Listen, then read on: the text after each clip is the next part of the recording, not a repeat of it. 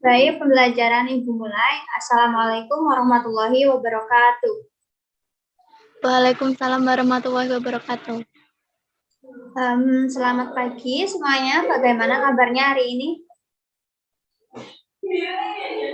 Alhamdulillah baik, Bu. Alhamdulillah sehat semua ya.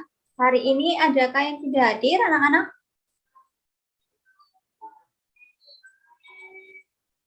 Sepertinya hadir semua, Bu. Hadir semua. Oke, bagus sekali. Baik, sebelum memulai pembelajaran hari ini, alangkah baiknya kita semua berdoa terlebih dahulu. Berdoa menurut agama dan kepercayaan masing-masing, berdoa dimulai. Berdoa selesai. Oke, kita langsung saja mulai. Pada materi hari ini kita akan membahas tema 6, subtema 3, pembelajaran 1, muatan pelajaran PPKN dan IPS. Oke, kita langsung mulai saja pada materinya. Apakah sudah tampil layar kedua, slide kedua? Sudah, Bu. Oke, di situ terdapat kegiatan upacara yang dilakukan oleh peserta didik, peserta Ibu dan Bapak Guru. Nah, Ibu ingin bertanya, apakah mengikuti kegiatan upacara termasuk tanggung jawab sebagai warga negara? Iya. Iya, betul sekali. Lalu apa yang dimaksud dengan tanggung jawab? Siapa yang tahu? Tidak ada. Tidak tahu. Oh, baik, belum ada yang tahu. Nanti kita bahas bersama-sama ya. Oke, di sini terdapat balon kalimat. Sebelumnya dengarkan ya. Kamis pagi, tanggal 17 Agustus 2018, Udin beserta teman-temannya mengikuti upacara peringatan Hari Ulang Tahun Indonesia di halaman sekolah. Kegiatan upacara diikuti oleh Bapak Ibu Guru, karyawan, serta seluruh siswa. Dalam kesempatan itu, kepala sekolah bertugas sebagai pembina upacara. Upacara tersebut bertujuan untuk menanamkan rasa cinta tanah air serta jiwa patriotisme pada seluruh peserta didik. Dalam upacara tersebut, kepala sekolah menegaskan bahwa kita sebagai warga negara harus mampu mempertahankan dan mengisi kemerdekaan dengan baik. Dengan demikian, diharapkan akan tercipta masyarakat Indonesia yang sejahtera. Nah, dari balon kalimat tadi, kita dapat simpulkan bahwa mengikuti kegiatan upacara dalam rangka memperingati Hari Ulang Tahun Kemerdekaan Indonesia merupakan bentuk tanggung jawab sebagai warga negara. Dengan mengikuti upacara tersebut, akan tumbuh rasa cinta pada negara. Selain itu, kita juga akan mengingat perjuangan para pahlawan yang gigih dan pantang menyerah untuk mewujudkan negara Indonesia merdeka, sehingga akan tumbuh rasa menghargai jasa para pahlawan. Sebagai manusia, kita juga harus mampu menjalankan tanggung jawab kepada Tuhan Yang Maha Esa, diri sendiri, masyarakat, bangsa, dan negara. Nah, dari penjelasan Ibu tadi, dapat kita simpulkan bahwa pengertian tanggung jawab adalah kesadaran manusia akan melaksanakan kewajiban, atau bisa juga tanggung jawab adalah keadaan seseorang menanggung perbuatan yang dilakukan. Nah, selanjutnya ini terdapat teks bacaan yang berjudul Wujud Tanggung Jawab sebagai Warga Negara. Oke, tolong bisa dibacakan Mbak Sinta Maharani, paragraf 1 dari paragraf 1 sampai paragraf 3. Tanggung jawab merupakan kesadaran manusia akan tingkah laku atau perbuatan baik yang disengaja maupun yang tidak disengaja. Tanggung jawab juga dapat berarti berbuat sebagai perwujudan kesadaran dan kewajiban. Tanggung jawab sudah menjadi bagian kehidupan manusia di mana masing-masing akan memikulnya sendiri-sendiri, sehingga tanggung jawab bersifat kodrati. Apabila seseorang tidak mau bertanggung jawab, maka tentu ada pihak lain yang memaksa untuk bertanggung jawab. Setiap orang merupakan bagian dari masyarakat yang tinggal di suatu negara. Setiap warga negara tentunya terikat oleh berbagai aturan, hukum, dan norma yang berlaku di dalamnya. Namun demikian, seseorang secara sukarela menjadi warga negara tanpa paksaan, sehingga harus menghargai dan berperilaku penuh tanggung jawab.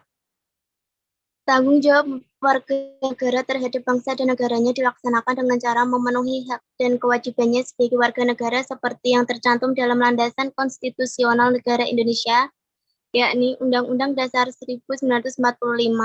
Berbagai bentuk sikap dan perilaku dapat diwujudkan sebagai cermin dari tanggung jawab warga negara Indonesia dalam kehidupan sehari-hari.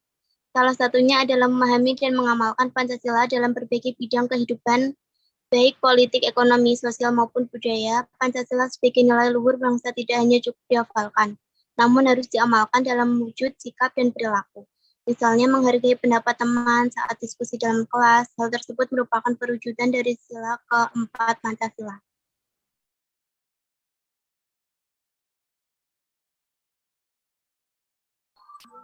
Oke, selanjutnya untuk paragraf selanjutnya Mbak Eka, apakah ada? Tolong dibacakan ya.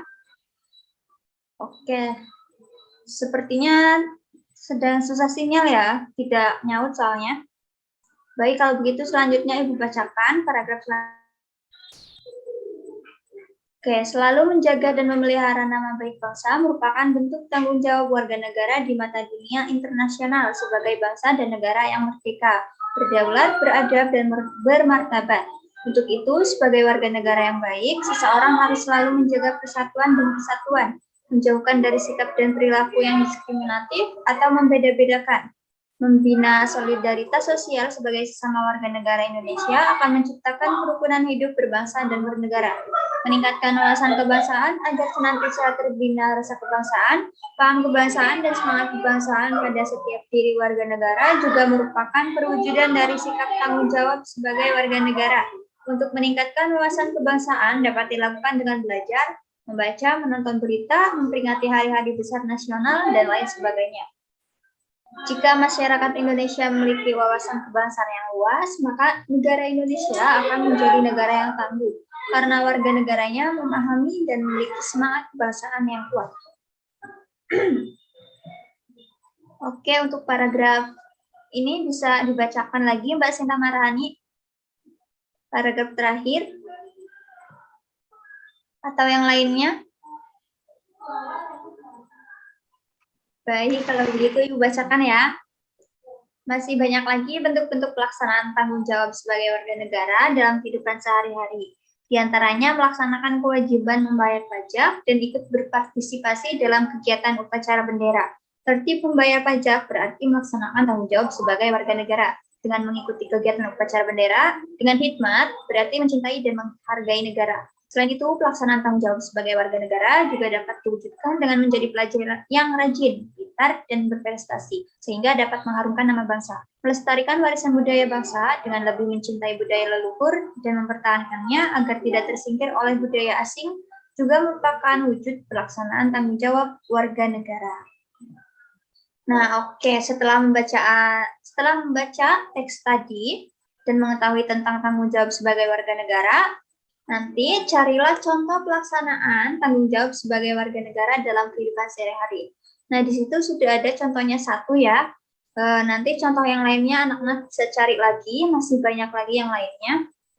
Begitu, paham ya untuk tugasnya? Paham, Bu. Oke, kalau paham kita lanjutkan. Nah, anak-anak saat kegiatan upacara, biasanya terdapat pembacaan teks Undang-Undang Dasar 1945 yang diucapkan dengan lantang oleh salah satu peserta didik sebagai petugas upacara. Dalam teks pembukaan tersebut, biasanya terdapat tujuan negara yang salah satunya adalah memajukan kesejahteraan umum. Hal ini berarti negara memiliki tujuan dan harapan kehidupan masyarakat yang sejahtera. Banyak upaya yang dapat ditempuh untuk mewujudkan masyarakat sejahtera. Upaya yang ditempuh tidak hanya dilakukan oleh negara, namun harus didukung oleh seluruh masyarakat Indonesia. Salah satunya adalah dengan mengembangkan sikap saling toleransi antar warga negara atas perbedaan masing-masing. Oke, setelah mengetahui tentang upaya untuk mewujudkan masyarakat sejahtera, anak-anak nanti tugasnya lakukan identifikasi tentang upaya untuk mewujudkan masyarakat sejahtera. Di situ sudah Ibu berikan contohnya satu. Untuk contoh lainnya, anak-anak bisa cari ya. Paham ya untuk tugas yang ini?